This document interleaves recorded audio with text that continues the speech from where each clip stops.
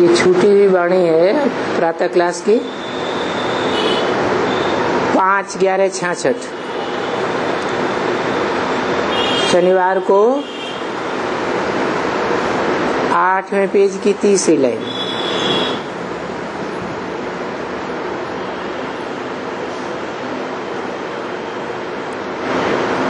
बात चल रही थी तुम बच्चों की याद करते करते कर्मातीत अवस्था हो जाएगी और वर्षा मिल जाएगा। पीछे चलो जा करके थोड़ा ठहरना घर में।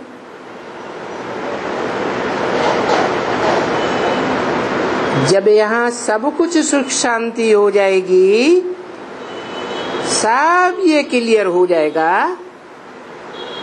तब आना। क्या क्लियर हो जाएगा? कर्मातीत अवस्था हो जाने के बाद आत्माओं के घर जाने के बाद यहाँ ही सृष्टि में क्या क्लियर हो जाएगा? क्योंकि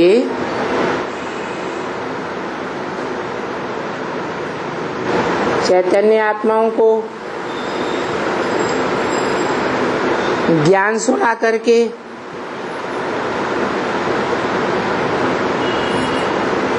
राजयोग की विधि बता करके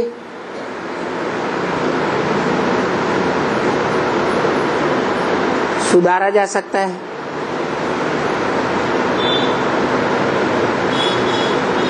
आत्माएं संपन्न बनती है, नंबरवार आत्मिक स्थिति में स्थित होती है। कोई सजा खा के, कोई स्वेच्छा से, कोई पुरुषार्थ करके संपन्न बनने पर आत्माएं बाप के घर जाती है।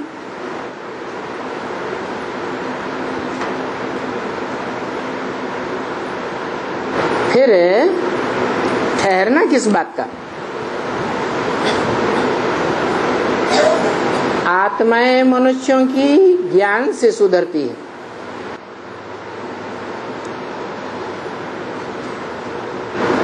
बाकी इस सृष्टि में जो 5 तत्व रह जाएंगे विनाश काल में, वो तो बड़े तामसी हो जाएंगे।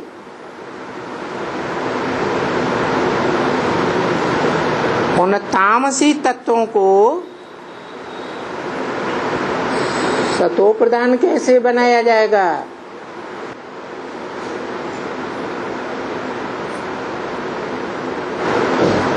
वो तो जड़ तत्व है, ज्ञान तो नहीं सुनेंगे।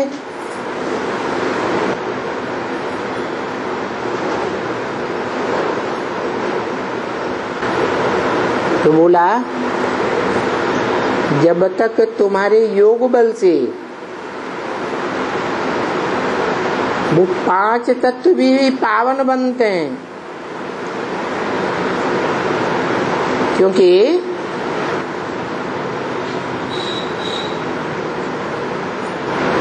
तुम ही पावन बनाने के निमित्त हो।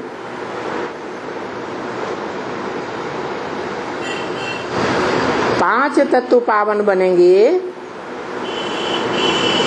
तो शरीर भी पावन बनेंगे। जैसे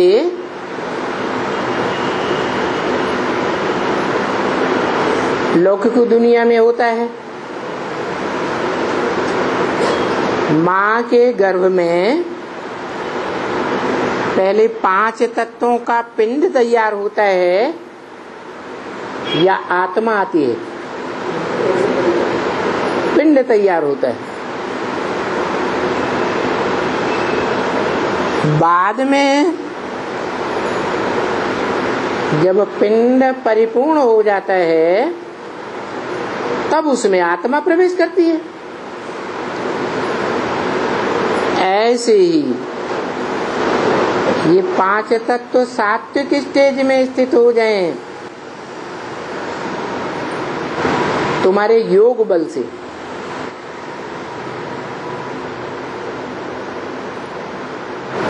तभी सब कुछ क्लियर हो जाएगा, तब तुम आना। किसमें आना? तुम्हारे जो शरीर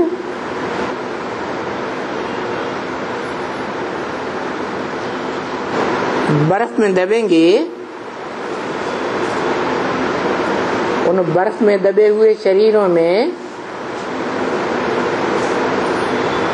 जब सात्विकता आए, जैसे कोई सड़ता हुआ फल बर्फ में दबा दिया जाए तो सड़ा हुआ हिस्सा पानी के साथ बह जाएगा और स्वच्छ हिस्सा रह जाएगा। तो ऐसे ही जब ये क्लियर हो जाएगा तब आना, आकर के राजी करना। ये 5 तत्वों से जो बने हुए तुम्हारे तमो प्रधान शरीर हैं, सात्विक बन जाएंगे, तब उनमें तुम्हारी आत्मा आएगी। इसमें क्या, आना भी तभी है तुम बच्चों को जब तुम्हारे शरीर के पंचभूत सात्विक बने। बाकी बीच में क्या होता है वो भी चल करके देखना, आगे चल करके। बने कब?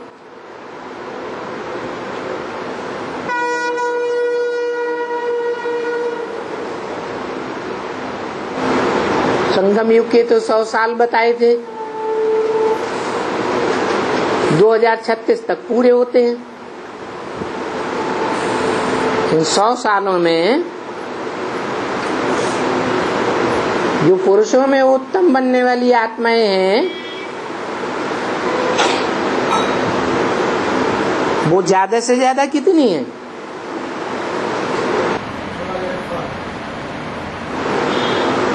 पुरुष माने शरीर रूपी पुरी में आराम से शयन करने वाली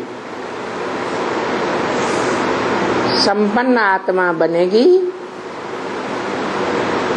बीज रूप आत्मा। उनकी संख्या कितनी? 4.5 लाख। तो वो 4.5 लाख आत्माएं संपन्न बनेंगी और संपन्न बनने पर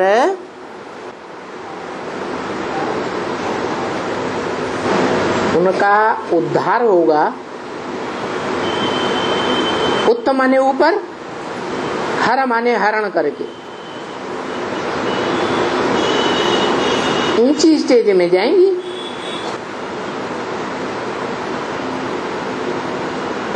और ऊंची स्टेज क्या है?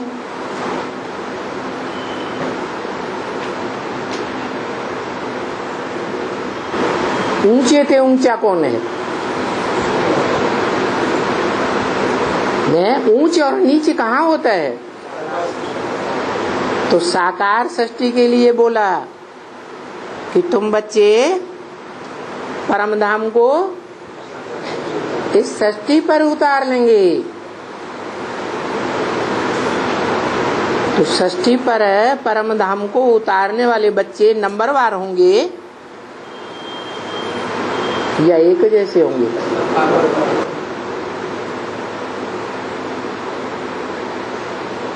अव्वल नंबर भी कोई होगा है तो कहाँ उतारेगा?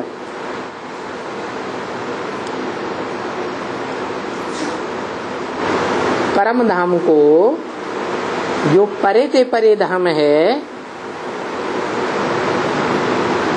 कहाँ उतारेगा? माउंट आबू में है?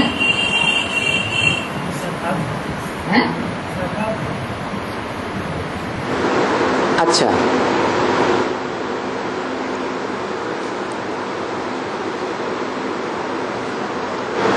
ये मनमना भव किसने कहा?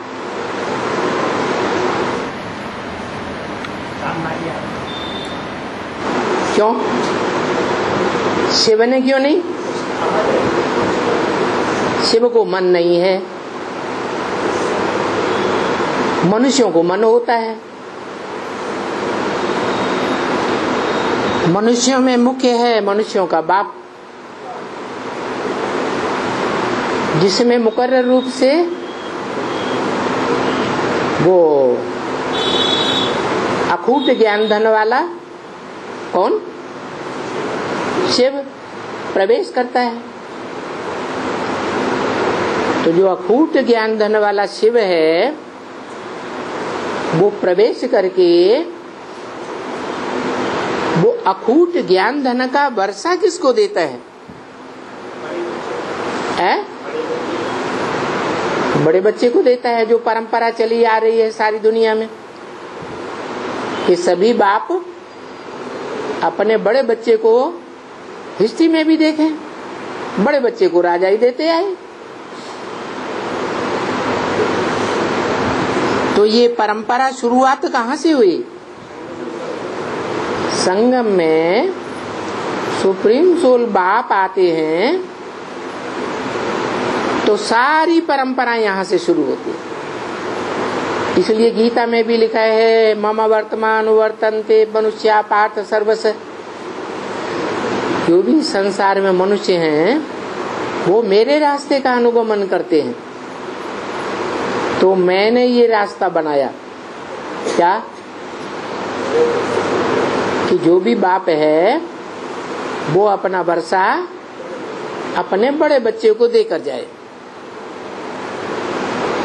तो बड़ा बच्चा ये कहने का हकदार हुआ क्या? मना भव, मेरे मन में समा जा। तेरे मन में क्या है? क्या है? नई दुनिया की स्थापना। नई दुनिया की स्थापना है पहले। अरे नई दुनिया की स्थापना भी तो तब होगी और वो ही कर सकेगा जो स्वस्थिति में सदैव टिका हुआ हो। क्या? और स्वस्थिति में टिकाने का रास्ता वो ही बता सकता है जो स्वयं स्वस्थिति में टिका हुआ हो।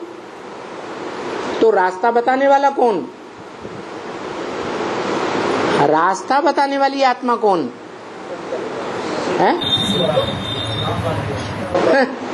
राम वाली आत्मा खुद ही पतित है, तमो प्रधान है?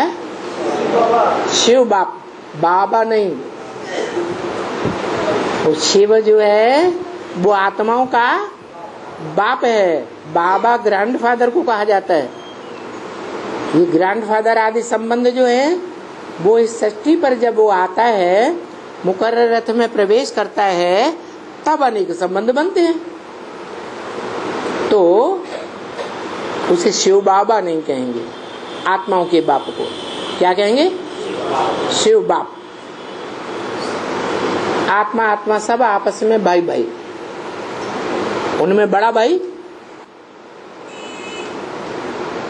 आत्मा जो जन्म मरण के चक्र में आती हैं, उन आत्माओं के बीच में बड़ा भाई कौन हुआ? राम बाप को कहा जाता है, कृष्ण बच्चे को कहा जाता है। तो जो राम बाप बड़ा भाई है उसके मुख से ये बात निकली क्या? मत मना भव, मेरे मन में समा जा। और तेरे मन में क्या समाया हुआ है? क्या? वो बाप ने मुरली में बताई दिया। बाबा कहने से तेरी बुद्धि में क्या बिंदी याद आवेगी। तू अगर बाबा कहेगा तो औरों की बुद्धि में बाबा कहने से साकार निराकार का मेल आएगा बुद्धि में, और तेरी बुद्धि में है क्या आएगा? बिंदी ही याद आवेगी। तो जो मन मना भव कहने वाला है उसकी बुद्धि में क्या है? शिव बाबा है। तेरी बुद्धि में बिंदी याद आवेगी तो तेरी बुद्धि में क्या है? बिंदी। क्या है? बिंदी है। और बाप भी यही कहते हैं, मैं जब आता हूँ तो तुम बच्चों को आप समान निराकारी, निर्विकारी, निरहंकारी बना कर जाता हूँ। तो अव्वल नंबर वो बच्चा कौन हुआ? जो बिंदी रूप में टिक जाती है।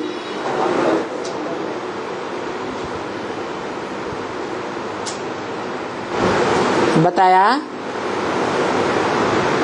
तुम्हारी यादगार बनती है द्वापर युग से भक्ति मार्ग में। क्या यादगार बनती है? पहले पहले शिवलिंग। जो शिवलिंग है वो तुम्हारी यादगार क्यों कहा? शिव की यादगार नहीं है? नहीं है? बाप समान बनता, बाप थोड़ा ही बन गया, बाप समान ही तो बन गया। शिव बाबा कहा। शिवलिंग को भी क्या कहते हैं भक्ति मार्ग में? शिव बाबा। इसका मतलब है उसमें साकार का रूप भी है और निराकार का रूप भी है। उसका जो सात्विक स्टेज का यादगार है वो द्वापर के आदि का सोमनाथ मंदिर है। सोमनाथ मंदिर जिसमें लिंगाकार पत्थर और उसके बीच में क्या? हीरा। तो लिंगाकार पत्थर तो बड़े रूप साकार की यादगार है, ये तो पक्का है। वो हीरा किसकी यादगार है? हैं? रामवाली आत्मा की क्यों?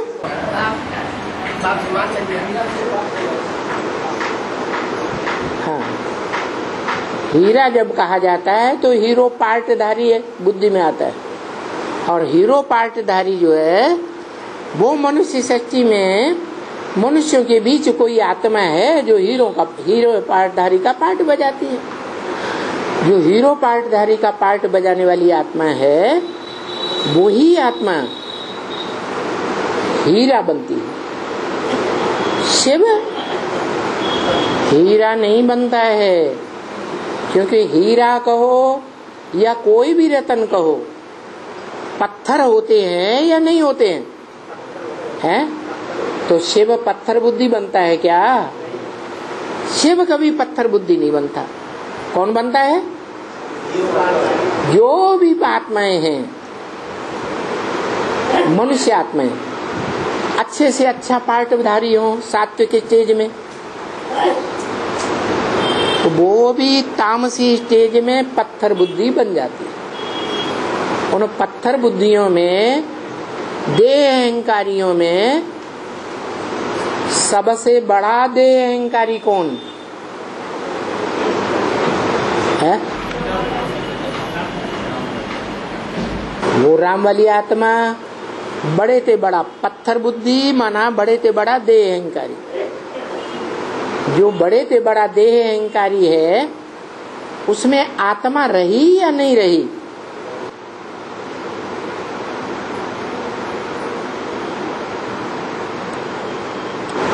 है? आत्मा है। ये क्यों कहा?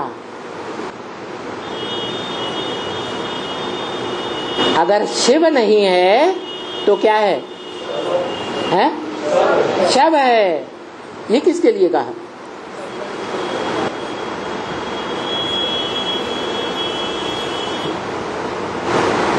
है?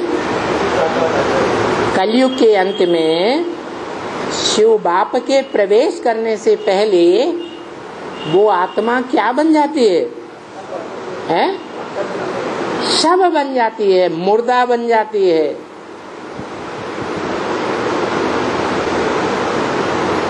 मुर्दे में कोई बात बुद्धि में बैठेगी? है? कोई बात तो बुद्धि में नहीं बैठती। माना जो हीरो पार्टधारी आत्मा है, शिव बाप जब आते हैं तो उसका शरीर देह शिव बाप को मिलता है।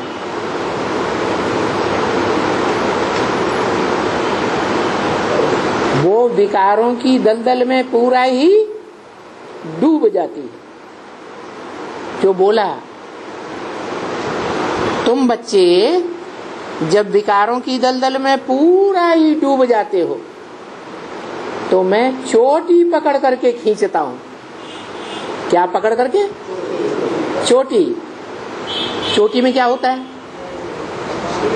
बाल होते हैं। बालों में खून होता है? बालों में खून होता है? नहीं। संकल्पों का खून है ही नहीं। न अच्छे संकल्प न बुरे संकल्प। क्या हो गया है? पूरा पत्थर बुद्धि हो गया। जैसे आज के वैज्ञानिक हैं,